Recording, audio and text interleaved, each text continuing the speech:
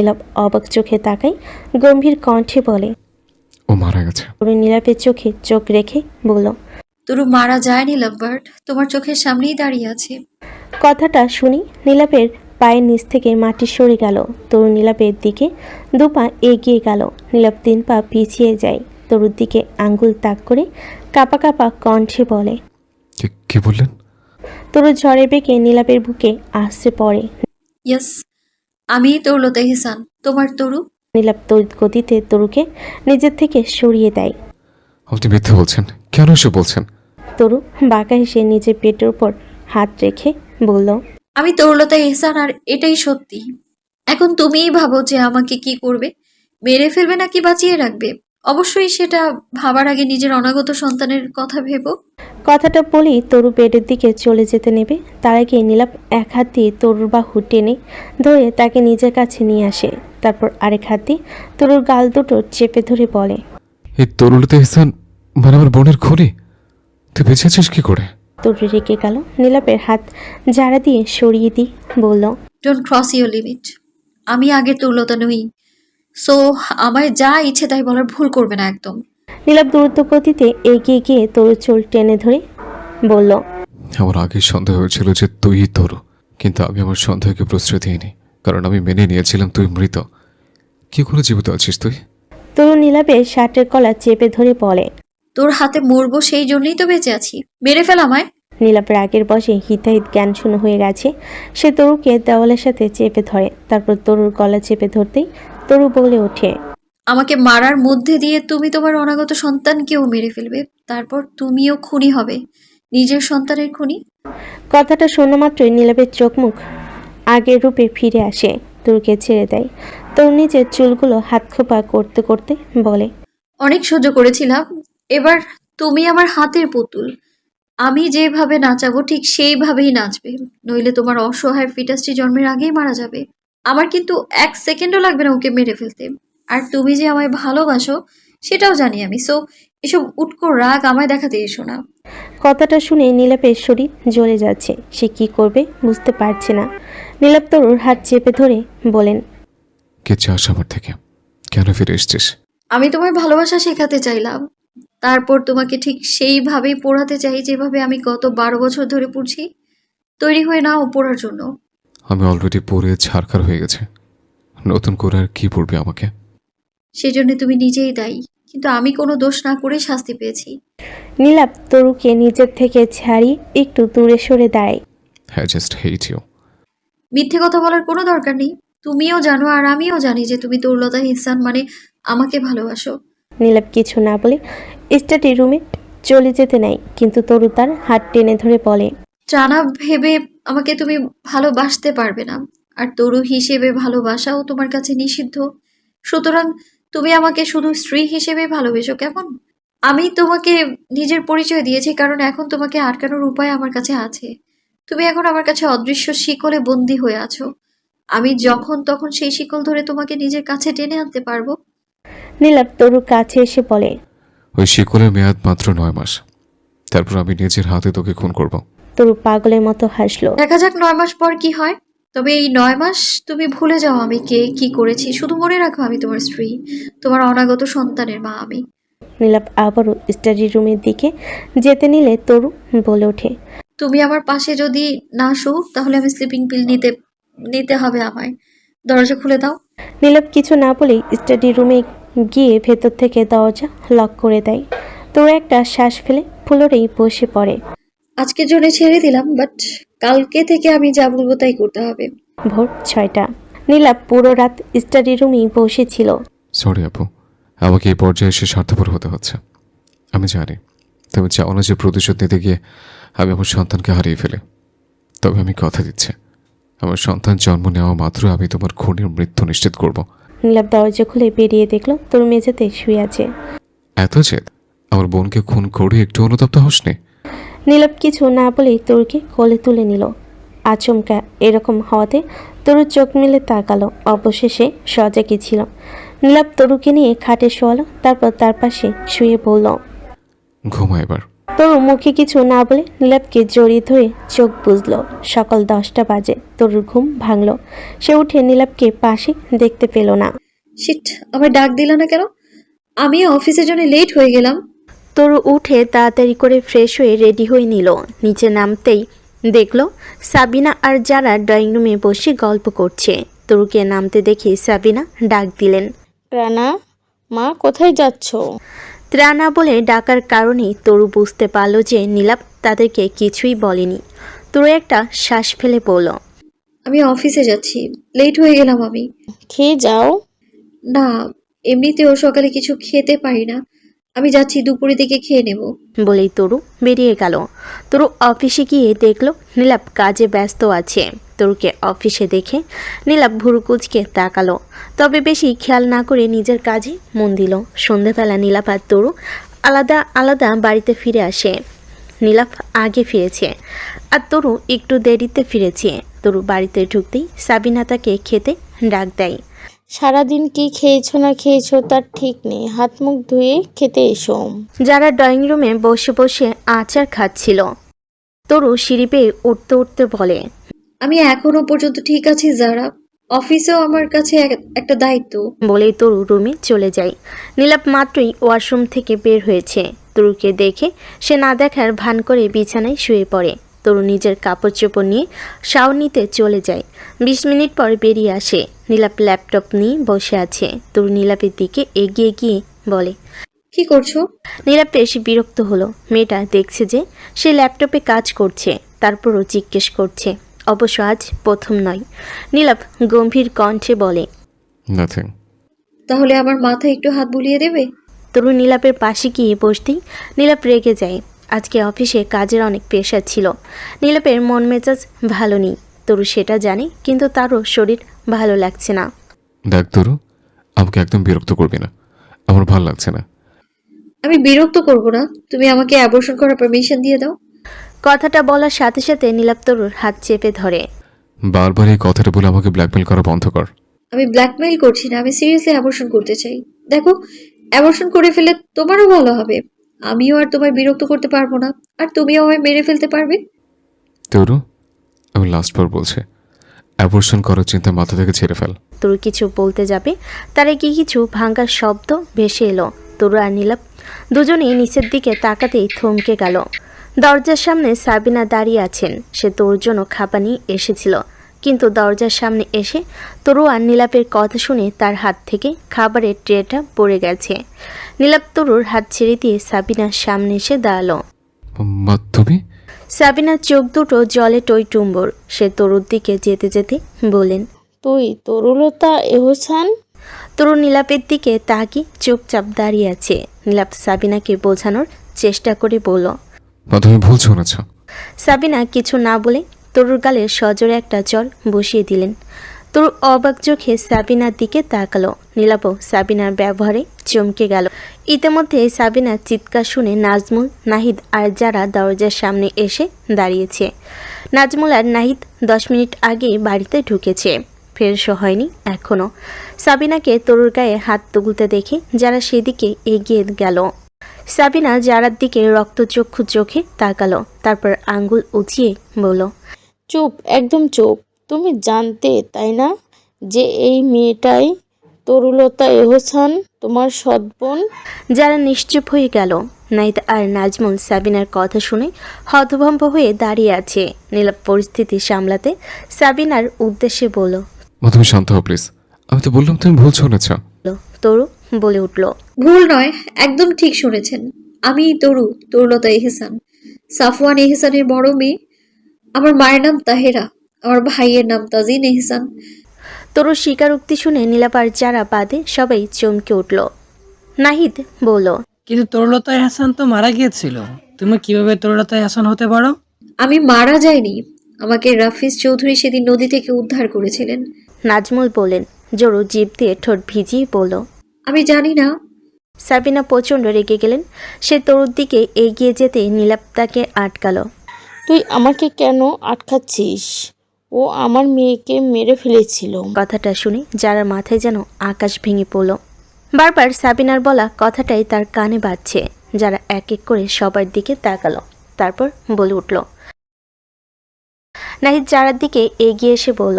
যারা, তুমি আমার সাথে চলো, এখানে থাকতে হবে না। যারা দুপা পিছিয়ে গিয়ে কাঁপা কাঁপা স্বরে বলে। সাবিনা নাহিদের দিকে তাকিয়ে বললেন। ওর সবটা জানা উচিত নাহিদ। যদিও আমার এবার সন্দেহ হচ্ছে যে আদৌ কি ওর কাছে সবটা অজানা। নাহিদ বলল। মা প্লিজ, তুমি যারাকে এর মধ্যে এনো না। ওই ব্যাপারে কিছুই জানে না। ওর বাবা মা পর্যন্ত এই ব্যাপারে ওকে কিছু বলেনি।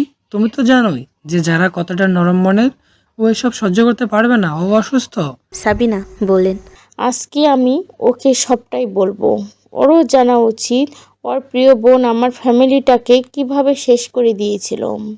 তোর চুপচাপ দাঁড়িয়ে আছে। সে এই মুহূর্তটার জন্য কয়েকদিন আগে থেকে নিজেকে তৈরি করে রেখেছিল, তবুও যার জন্য তার খারাপ লাগছে। শোনো যারা, তোমার এই বোন আমার মেয়েকে খুন করেছিল। হ্যাঁ, এই মেয়েটাই করেছে। আর তুমি এই মেয়েটাকেই তার প্ল্যানে সাপোর্ট করেছো। যা একদমই ভেঙে পড়েছে। এত বড় একটা ধাক্কা সে কিছুতেই সামলাতে পারছে না। যার অবস্থা দেখে নাহিদ তাকে জড়িয়ে ধরল। তুমি চলো এখান থেকে, আমি তোমাকে সবকিছু বুঝিয়ে বলবো। বলে নাহিদ যারার হাত ধরে তাকে টেনে নিয়ে চলে যায়। সাবিনা তরুর সামনে দাঁড়িয়ে রেগে যায়। কেন এসেছিস আমার বাড়িতে? আমার মেয়েকে মেরে ফেলে তোর শান্তি হয়নি? এখন কি আমাদের সবাইকে মেরে ফেলতে চাস?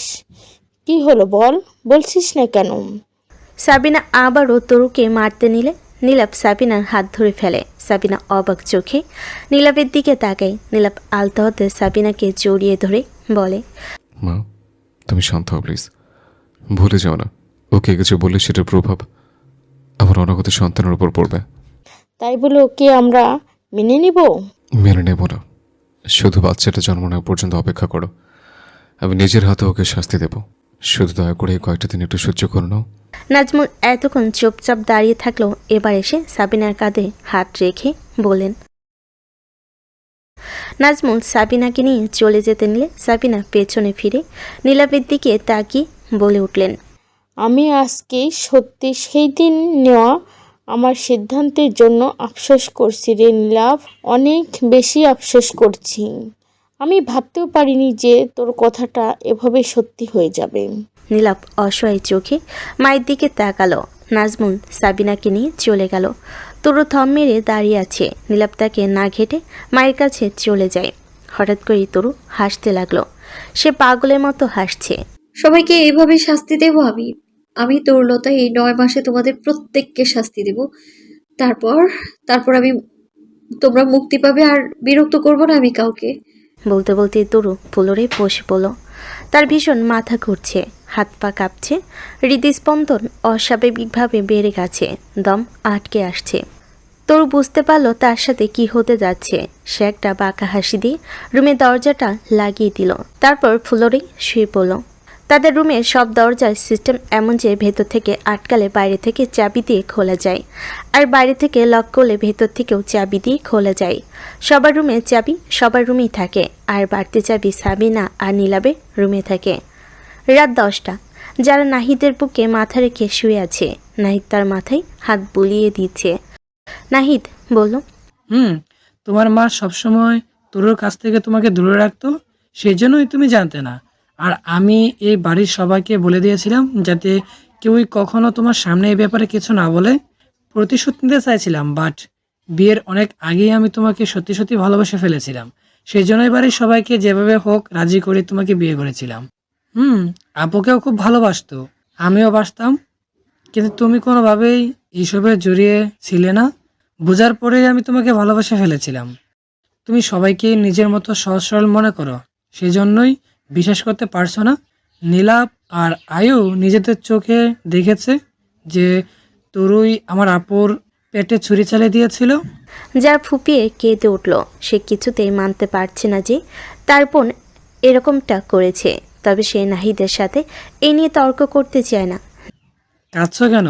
যারা, তুমি প্রেগনেন্ট, প্লিজ এত স্ট্রেস নিও না, ঘুমাও এখন। যারা কিছু না বলে নাহিদের বুকে ঘাপটি মেরে রইল। এদিকে নীলাপ সাবিনাকে বুঝিয়ে শুনিয়ে শান্ত করেছে। নাজমুল একটা শ্বাস ছেড়ে বললেন। নীলাপ উঠে নিজের রুমের সামনে এসে দরজায় হাত রাখতেই দেখল যে দরজার ভেতর থেকে আটকানো। নীলাপ বেশ কয়েকবার দরজায় নক করে তরুকে ডাক দিল, তরু, দরজা খোল। কিন্তু ওপাশ থেকে কোনো সারা শব্দ এলো না। তরু, এবার কিন্তু বাড়াবাড়ি হয়ে যাচ্ছে, দরজাটা খোল। এরপর তরুর কোনো উত্তর না পেয়ে নীলাপ নিজের পকেটে চাবি খুঁজতে শুরু করলো। নীলাপ চাবির গোছাটা তো আজকে অফিসে যাওয়ার আগে সে রুমের ভিতর থাকা সিক্রেট জায়গায় রেখেছে। নীলাপ সময় নষ্ট না করে সাবিনার রুমে চাবির গোছাটা নিয়ে আসলো, তবে সেখানেও তার রুমের চাবিটা মিসিং ছিল। এবার রাগে তার চিন্তায় নীলাপের মাথা গরম হয়ে গেল। তরু, দরজা খোল, আমি কিন্তু দরজা ভেঙে ফেলবো। তারপর তোকে যে কী করবো আমি নিজেও জানি না। নীলাপের চিৎকারে পুরো বাড়ির মানুষ পুনরায় একত্রিত হলো। যারা ফুপিয়ে কাঁদছে, শুধু সাবিনা শুধু দাঁড়িয়ে দাঁড়িয়ে দেখছে। নীলাপ যেন পাগল প্রায় হয়ে গেছে। অতিরিক্ত ক্রোধের বশবর্তী হয়ে যে সে বার কয়েক বন্ধ দরজায় ঘুষি দিল। নাজমুল তাকে সামলাতে গেলে নীলাপ চিৎকার করে বলে ওঠে, ওকে দরজা খুলতে বলো। ও কেন এইভাবে আমাকে যন্ত্রণা দিচ্ছে? কেন আমার দুর্বল জায়গায় বারবার আঘাত করছে? নাহিদ এগিয়ে এসে বলে। দেরি না করে দরজাটা ভেঙেই ফেলো। আধা ঘন্টার চেষ্টায় অবশেষে তারা দরজা ভাঙতে সফল হলো। নীলাপের তো ঘেমনি একাকার অবস্থা। রুমে ঢুকতেই দেখতে পেল তরু নিচেই সেন্সলেস হয়ে পড়ে আছে। নীলাপ দ্রুত গতিতে এগিয়ে গিয়ে তরুকে কোলে তুলে নিল। নাইট তরুর অবস্থা দেখে সাথে সাথে ডাক্তারকে কল করলো। ডাক্তার এসে তরুকে চেক আপ করে বলল, ওনার বারবার এরকম হওয়ার পেছনে নিশ্চয়ই কোনো না কোনো কারণ আছে।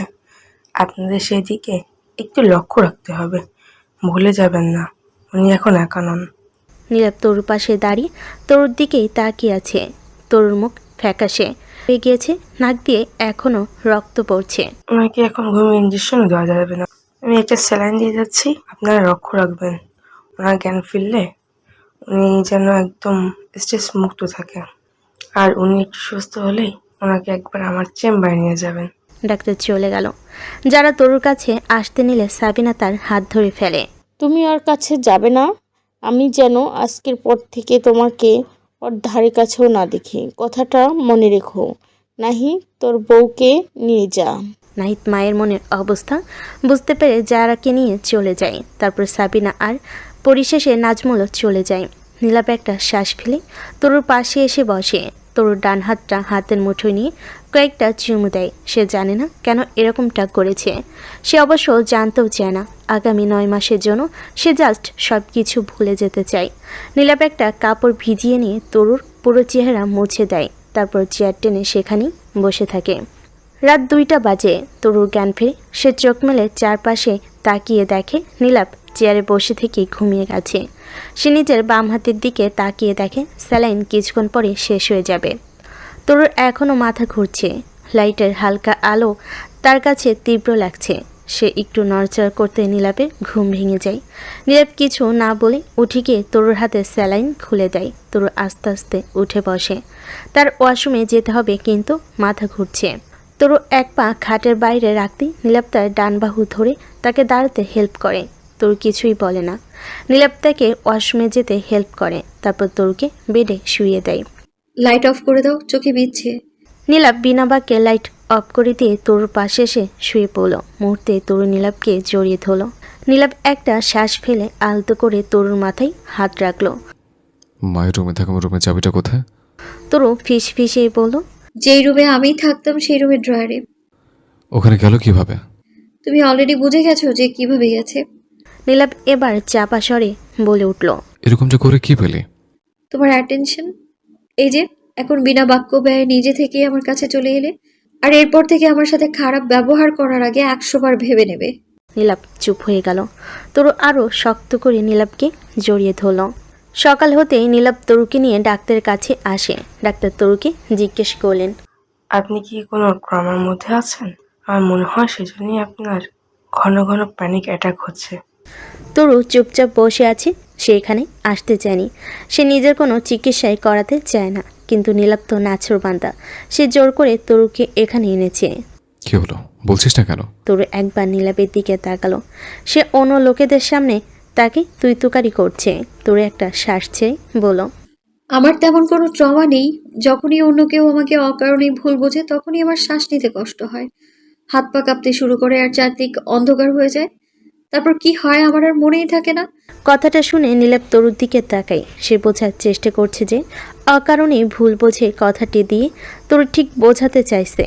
ডাক্তার বলেন, আপনার এটা একটা ডিসঅর্ডারে পরিণত হতে পারে যদি আপনি এর চিকিৎসা গ্রহণ করেন। নীলাপ চিন্তিত কণ্ঠে জিজ্ঞেস করলেন, এর কারণে বেবির কোনো প্রবলেম হতে পারে? অবশ্যই এসব মায়ের সাথে সম্পৃক্ত সবকিছুই গর্ভে থাকা বাচ্চা প্রভাবিত করতে পারে। নীলাভ, আমার মনে হয় তোমার ওনাকে একজন সাইকিয়াট্রিস্ট দেখানো উচিত। কথাটা শুনে তরু দাঁড়িয়ে যায়। মানে কি বোঝাতে চাইছেন আপনি? আমি একজন পাগল? তরুর রিয়াকশন দেখে নীলাপ থতমত খেয়ে যায়। সে ডাক্তারের দিকে তাকিয়ে বলে, সরি ভাই, আমরা এখন আসছি। বলে নীলাপ তরুর হাত ধরে তরুকে টেনে নিয়ে যেতে লাগলো। তরু তো রাগের বসে উল্টাপাল্টা বলেই যাচ্ছে। ওনার সাহস কি করে হয় আমায় পাগল বলার? ওনার সাথে আমি কি পাগলামো করেছি? আর যদি আমি পাগল পাগল হয়েও থাকি তারপরে উনি আমায় পাগল বলতে পারেন না? নীলাপ তরুকে গাড়িতে উঠিয়ে তারপর ছালো। তুমি আমায় আনলে কেন? ওনাকে দেখে নেবো আমি। নীলাপ ড্রাইভিং সিটে বসে গাড়ি স্টার্ট দেয়। তারপর তরুর দিকে তাকিয়ে বলে, পাগল না হলে বোকা অবশ্যই। তুই কি পড়ালেখা করিস না? সাইকিয়াট্রিস্ট মানে কি পাগলের ডাক্তার? আমার ওসব জানার প্রয়োজন নেই। আমাদের অফিসে যাওয়া উচিত, অনেক কাজ আছে। না, আমরা এখন সাইকিয়াট্রিস্টের কাছে যাব। তরু ভীষণ রেগে গেল। সে নীলাপের দিকে এগিয়ে গিয়ে বলল, নো, আমরা ওখানে যাব না। তরু নীলাপের শার্ট খামচে ধরে। বাধ্য হয়ে নীলাপ গাড়ির সাইডে ব্রেক করে। তারপর তরুকে অবাক করে দিয়ে তরুর হাত চেপে ধরে হাত জোড়ে হ্যান্ডকাপ লাগিয়ে দেয়। তারপর তরুকে সিটে বসিয়ে সিট বেল্ট লাগিয়ে দেয়। তরু অবাক চোখে নীলাপের দিকেই তাকিয়ে আছে। নীলাপ তরুর কপালের উপর ছড়িয়ে থাকা চুলগুলো হাত দিয়ে কানের পিছনে গুজে দিতে দিতে বলে, যতই শক্তিশালী হয়ে যাস না কেন, এই নীলাভের সাথে পেরে উঠবি না। তাই আমার সামনে হাত পার জবান সবসময় নিচু করে রাখবি, নইলে হাত পা বেঁধে ঘরবন্দি করে রাখবো। আর তুই খুব ভালো করে জানিস নীলাভের জেদ কতটা ভয়ানক। মায়া, ভালোবাসা, আবেগ এসব কিছুর ঊর্ধ্বে রেখেছি এ জেদকে। নিজের জ্বলে পুরো শেষ হয়ে গেল, নিজের অনুভূতির কাছে মাথা নত করতে রাজি নই। নীলাপের কথার পিঠে তরু একটা রহস্যময়ী হাসি দিল। তারপর নিজের জায়গায় শান্ত হয়ে বসে পড়ল। দেখো আবার এই জেদই যেন তোমাকে সর্বহারা করে না দেয়। এই জেদ তোমাকে অনেক আগেই মায়া, ভালোবাসা আর আবেগ থেকে বহু দূরে নিয়ে গেছে। হয়তো একসময় এতটাই দূরে নিয়ে যাবে যখন তুমি আর ফিরে আসার রাস্তাটাই খুঁজে পাবে না। হারিয়ে ফেলবে পেছনে ফেলে আসা মায়া, ভালোবাসা আর আবেগকে। নীলাপ তরুর কথা শুনে তরুর দিকে তীক্ষ্ণ চাহনি নিক্ষেপ করলো। তরু সেদিকে পাত্তা না দিয়ে জানালা দিয়ে বাইরে তাকালো। 20 মিনিট পর তারা সাইকিয়াট্রিস্টের কাছে এসে পৌঁছালো। ডাক্তার তরুর সাথে একা কিছুক্ষণ কথা বলেন। এরপর সাইকোথেরাপি নেওয়ার সাজেশন দিলেন। প্রতি সপ্তাহে এসে এই থেরাপি নিতে হবে। ডাক্তার দেখানোর শেষে নীলাপ আর তরু সেখান থেকে বেরিয়ে সোজা অফিসের উদ্দেশ্যে বেরিয়ে গেল। নীলাপ অফিসে বসে কিছু ফাইল চেক করছিল। তখনই মাহির এসে নীলাপের সামনে দাঁড়িয়ে পড়ল। স্যার, যেই দুজন পুলিশ কর্মকর্তা নিখোঁজ ছিল তাদের স্ত্রীরা তাদের মিসিং কমপ্লেন তুলে নিয়েছে। নীলাপ অবাক চোখে তাকালো। But why? বেশি কিছু জানি না, তবে তারা বলেছে তাদের হাজবেন্ড কোথায় আছে তারা জানে। নীলাপ একটা স্বস্তির নিঃশ্বাস পেল। তাহলে ঠিক আছে। তরু নীলাপের ডান পাশে থাকা ডেস্কে বসে নীলাপের দিকে তাকে একটা বাঁকা হাসি দিল। তুমি এত সহজে আমি অবধি পৌঁছাতে পারবে না লাভ। আমার এখনো অনেক কিছু করা বাকি আছে। যেদিন আমি পুরোপুরি এই চক্রের বিনাশ করতে সক্ষম হব, সেদিনই তুমি সবকিছু জানতে পারবে। তরুর ভাবনা মাঝিয়ে নীলাপ তরুর দিকে একটু তাকালো। তরুর হাসি দেখে সে একটু অবাক হলো। নিশ্চয়ই মনে মনে আমাকে উত্ত্যক্ত করার পথ খুঁজছে। তখনই তরু নীলাপের দিকে তাকিয়ে একটা চোখ টিপ মারল। নীলাপ সাথে সাথে চোখ সরিয়ে নিল। 2 মাস পর কেটে গেছে 2 মাস, কেটে গেছে 2 মাস। তোর প্রেগনেন্সি এখন 4 মাস চলছে। এর মাঝে তোর মধ্যে অনেক পরিবর্তন এসেছে। তোর মর্নিং সিকনেস এখনও কমেনি। সাবিনা যারাকে তোর ধারে কাছে ঘেঁষতে না দিলেও যারা মাঝে মাঝে লুকিয়ে তোর সাথে কথা বলতে চলে আসে। তোর 1 সপ্তাহ ধরে অফিসে যাচ্ছে না। সে একটু বেশি অসুস্থ। যারা 6 মাস চলছে, তবুও যারা চেয়ে তার পেট বেশি বড় হয়ে গেছে। মাঝে মাঝে তোর এখনও অ্যাবর্শন করে ফেলতে চাই, কিন্তু সেসব আর বাস্তবায়ন করা হয়ে ওঠে না। এখন বিকালবেলা সাবিনা ঘুমিয়েছে। সেই সুযোগে যারা নীলাপের রুমে এসেছে। তোর বেডের উপর বসে বসে ফোন চাপছিল। যারা তার সামনে বসে বলে, আমার কত তো প্ল্যান ছিল ভাইয়ার বিয়ে নিয়ে, এই অবস্থায় কি করে করব সেটাই বুঝতে পারছি না। তুমিও তো অসুস্থ। ভাইয়া নেক্সট ইয়ারে বিয়েটা করলে হতো না? তরু গম্ভীর মুখে বলল। ভাইয়া আমার জন্যই এখন বিয়ে ডেট ফিক্স করেছে। যারা ভুর কুচকে বলে। কেন? তরু একটা শ্বাস ফেলে বলল। আমি এই বাড়িতে আর কয়েক মাসের অতিথি মাত্র। খরগোশ তার বাচ্চাটা জন্ম নেওয়া মাত্রই আমায় মেরে ফেলবে। যারা তরুর কথা শুনে একটা শুষ্ক ঢোক গেল। এত কঠিন কথাগুলো তরু কত স্বাভাবিকভাবেই বলছে। তুই এখন যা। ডাইনি শাশুড়ি ঘুম থেকে উঠে তোকে এখানে দেখলে বাড়ি ঘর মাথায় তুলবে। এমনি শরীর ভালো নেই, তার বকবকানি শুনতে পারবো না আর। যারা কিছু না বলে রুম থেকে বেরিয়ে গেল। সন্ধ্যা 7টা। নীলাপ রুমে ঢুকে দেখে তরু বসে বসে কি যেন খাচ্ছে। নীলাপ সেদিকে খেয়াল না দিয়ে ফ্রেশ হতে ওয়াশরুমে চলে গেল। 10 মিনিট পর সে বেরিয়ে এসে দেখল তরু এখনও খাচ্ছে। নীলাপ সেদিকে এগিয়ে গিয়ে দেখল তরু কলা দিয়ে সস দিয়ে খাচ্ছে। ইয়ো, তুই সব কি খাচ্ছিস? নীলাপ তরুর হাত থেকে সেগুলো নিতে গেলে তরু বাকিটুকু মুখে ঢুকিয়ে নেয়। নীলাপ অবাক হয়ে সেদিকেই তাকিয়ে থাকে। লেবু দিয়ে চকলেট আর বরফ অব্দি ঠিক ছিল, কিন্তু এসব কি অখাদ্য খাচ্ছিস? তরু খাবারটুকু গিলে নীলাপের শার্টের কোণে মুখ মুছে বলল। এটা অখাদ্য নয়, সুখাদ্য, বুঝলে? অবশ্য তুমি এইসব বুঝবে না। নীলাপ শান্ত চোখে তরুর দিকে তাকালো। মেয়েটা এখন আর আগের মতো গোছালো থাকে না, মাথার চুলগুলো পর্যন্ত অগোছালো। তবে তরুর চেহারার উজ্জ্বলতা যেন দিন দিন আরও বেড়ে যাচ্ছে। ডাক্তারের কাছে যাব, চল। এখন তো রাত। সারাদিন সময় পাই না, শুক্রবার আসতে দেরি আছে, তাই এখনই যাবো, চল। তরু আর নীলাপ নিচে নেমে দেখলো সাবিনা আর হানা কিচেনে ডিনার রেডি করছে। যারা ড্রয়িং রুমে হাত পা ছড়িয়ে বসে বসে টিভি দেখছে। নীলাপ সাবিনার উদ্দেশ্যে বলে ওঠে। মা, আমি তরুকে নিয়ে ডাক্তারের কাছে যাচ্ছি। সাবিনা একবার তরুর দিকে তাকিয়ে দেখল। তরুর হাতে বানি টয় আর পরনে স্কাই ব্লু রঙের লুজ শার্ট আর হোয়াইট রঙের প্লাজো। এসব পরে মেয়েটা বাইরে যাবে, অবশ্য গেলে যাবে।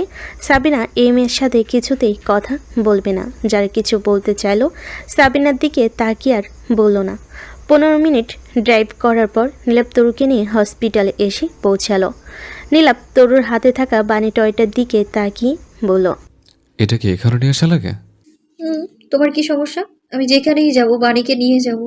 নীলাপ আর কিছু না বলে তরুকে ডাক্তারের কাছে নিয়ে গেল।